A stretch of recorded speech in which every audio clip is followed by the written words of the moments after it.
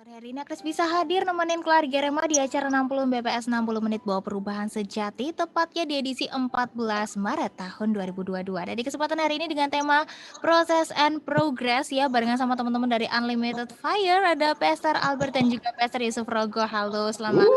Halo. Halo keluarga Rema UFers. Uhuy. Oke, baiklah. So kalau gitu langsung aja di kesempatan hari ini boleh nih langsung Pastor Albert ya mengawali ya. Silahkan nih Pastor. Oke, dengan tema ya, tetap kita bulan Maret, kita akan bicara tema besarnya adalah quarter life crisis ya.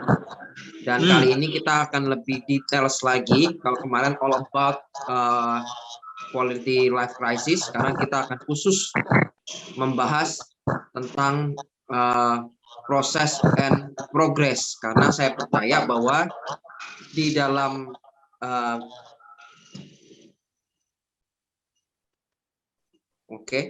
jadi di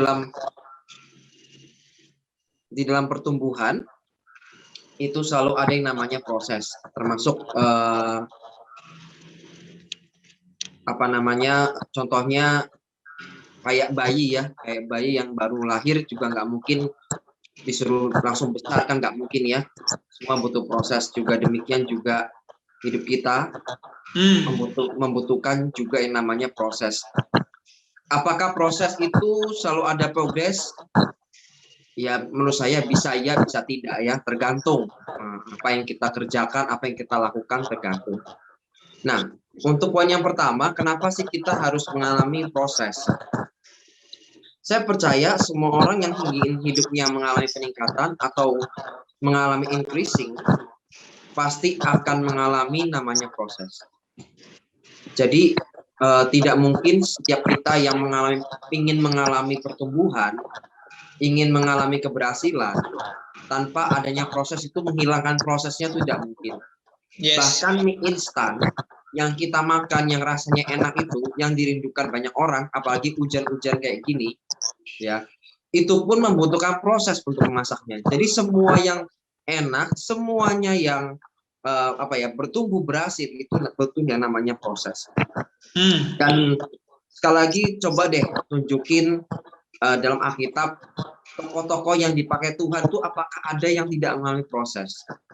Semuanya mengalami krisis, ya kan? Coba deh dilihat, semua mengalami krisis dalam kehidupan mereka. Ada saat-saat dan waktu-waktu mereka mengalami dark night, bahkan bukan karena kesalahan dan dosa mereka, bukan, tapi karena memang mereka harus melalui itu.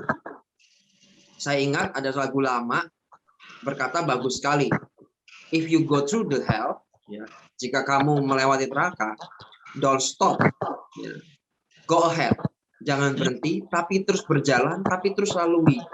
Yes. Jadi yang namanya proses memang kita tidak bisa hilangkan. Quarter life crisis, termasuk krisis-krisis yang sedang kita alami, itu sedang membentuk kita, sedang memproses hidup kita. Tujuannya apa sih?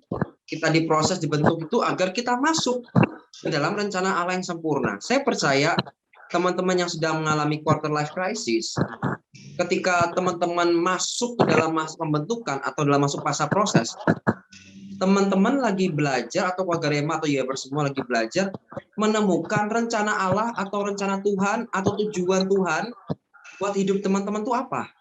Ya kan? Identitas, ya kan? Mungkin ada orang-orang yang belum memiliki identitas yang sehat atau belum mengerti gambar dirinya, belum pulih. Justru di saat waktu itulah, karena kita tahu ya, biasanya ciri-ciri quarter life crisis, orang-orang tuh biasanya insecure, ya nggak sih? Insecure, merasa nggak aman, ya, merasa dirinya nggak aman. Ya kenapa? Karena nggak tahu identitinya gitu loh, nggak tahu identitasnya, gambar dirinya belum pulih, alias masih rusak. Saya percaya dengan kita diproses, kita akan menemukan tujuan Tuhan dalam hidup kita. Kita masuk ke dalam rencana Allah yang luar biasa, yang sempurna, sehingga kehidupan kita setelahnya akan mengalami next level. Yes. Ingat, setelah quarter life crisis ada yang namanya midlife crisis. Nah, ini beda lagi nih. Biasanya midlife crisis itu di atas 30 sampai 40, mungkin sampai 50 tahun ya. Nah, itu akan mengalami krisis-krisis yang berbeda lagi. Nah, So, saya barusan hadir ini, saya mau mengingatkan teman-teman keluarga Rema, tidak ada orang yang luar biasa lahir dari zona nyaman tuh nggak ada, teman-teman. Jadi ketika teman-teman lagi dibentuk Tuhan, apa sih yang harus kita lakukan? Satu aja, relakan hatimu. Karena ketika kita belum merelakan hati kita untuk dibentuk, ya semuanya akan terasa sakit semua gitu loh. Ya seperti kayak orang itu ya, jari ini kita mau Tuhan suruh buka, kitanya nggak buka, jadi harus dipaksa buka satu jarinya, itu sakit sekali loh. Ya, tapi kalau kita rela, itu kan berbeda, ya. Hasilnya pasti berbeda. Dan saya juga percaya bahwa orang yang luar biasa lalu dibentuk dengan cara-cara yang pasti nggak biasa-biasa juga.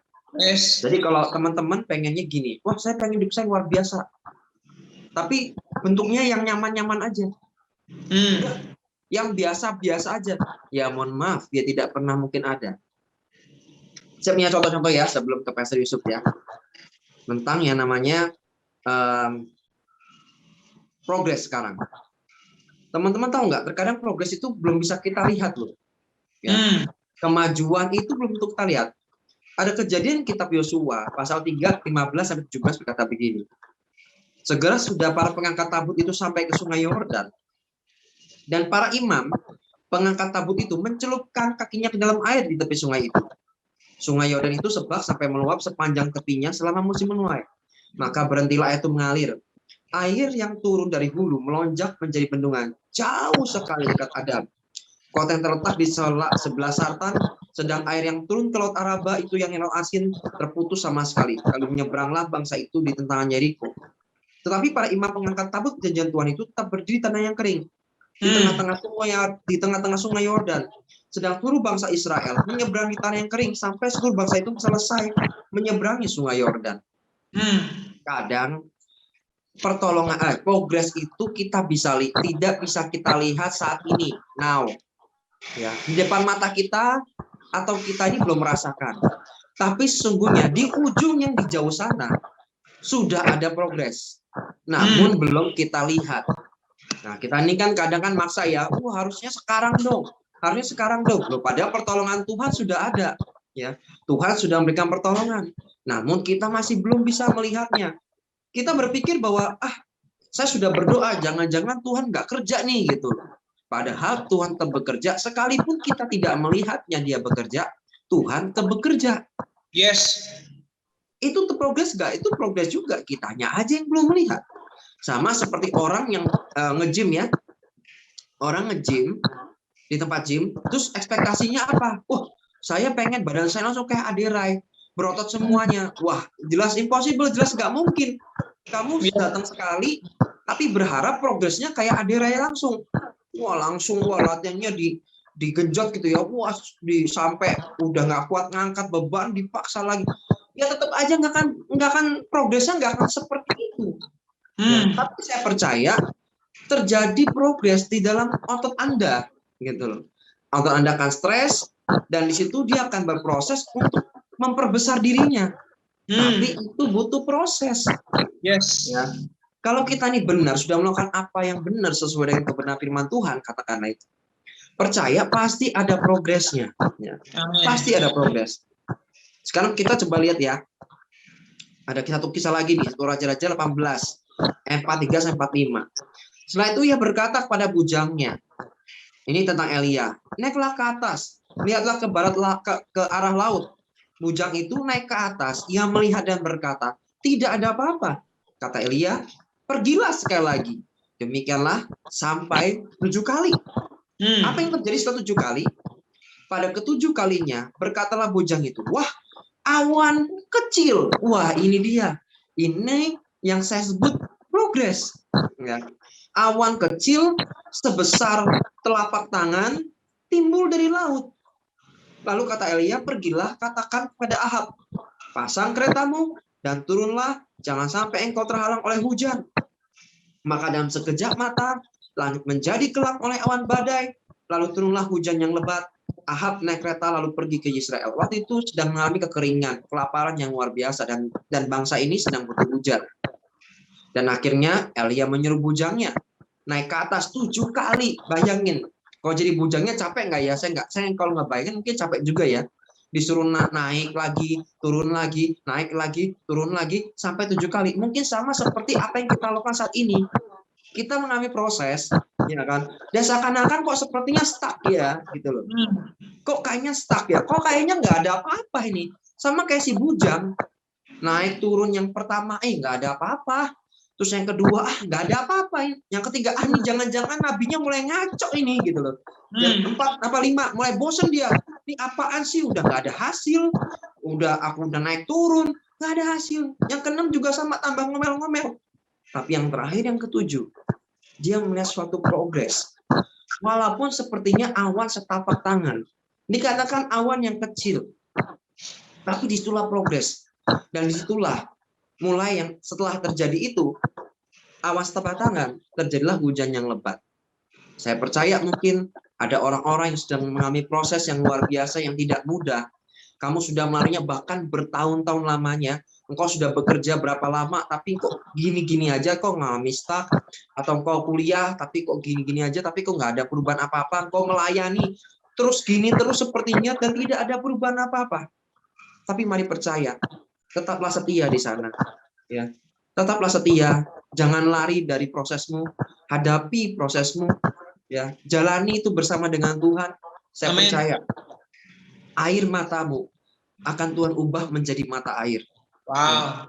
Mungkin sekarang memang penuh dengan air mata, tapi saya percaya kalau kamu jalan dengan Tuhan, suatu hari kelak air matamu berubah menjadi mata air. Saya berdoa ini akan mengencourage teman-teman semua untuk terus setia dalam prosesnya Tuhan, tidak usah ngeluh. Ingat, kebanyakan protes itu bukan menambah kekuatanmu, justru melemahkan kekuatanmu. Pilihlah untuk bersyukur. Terima kasih Tuhan, memang sekarang aku kondisiku sedang tidak baik, tapi aku percaya pada janjimu. Aku percaya Tuhan berjalan bersama dengan saya. Pasti aku akan mendapatkan kemenangan demi kemenangan. Itu Amin. aja dari aku, Nas. Oke, wow, mantap banget. Oke, kalau gitu langsung disambung sama Pastor Yusuf Rogoni. Silahkan, Pastor. Oke, terima kasih Agnes, terima kasih Pastor Albert. Shalom keluarga Lema UFers. Seru sekali ya, memang kalau kita ngomong tentang proses and progress ini ya. Saya jadi teringat ada bagian kitab suci atau tokoh yang ngalami ini dan bagaimana dia membuat statement yang menurut saya sangat menginspirasi ya.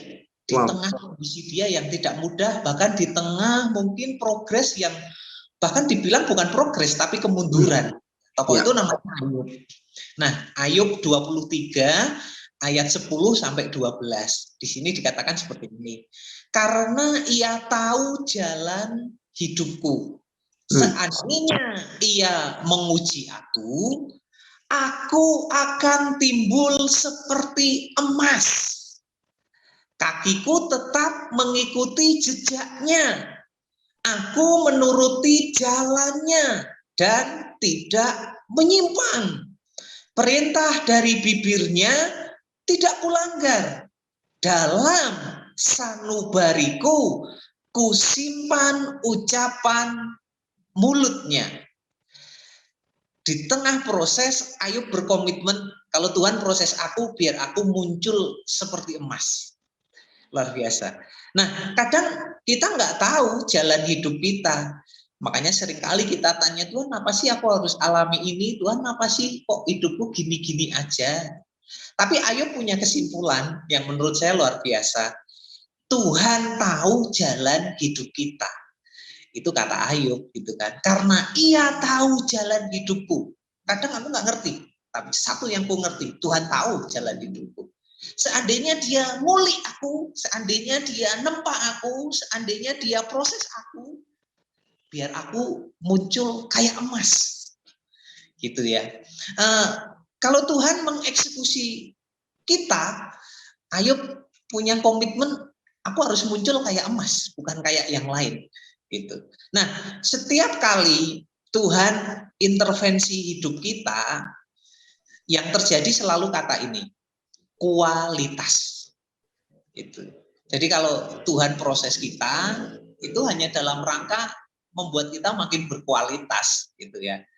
Kalau dia menyelesaikan kita, itu tujuannya ya, supaya kualitas terbaik dapat dipertontonkan ke banyak orang dari Yes. kita. Itu.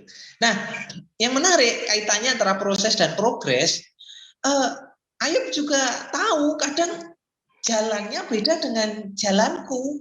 Sampai kadang Ya. aku juga nggak ngerti jalan hidupku ini gimana. Kalau kita lihat grafiknya Ayub kan dari luar biasa, naik, naik, naik.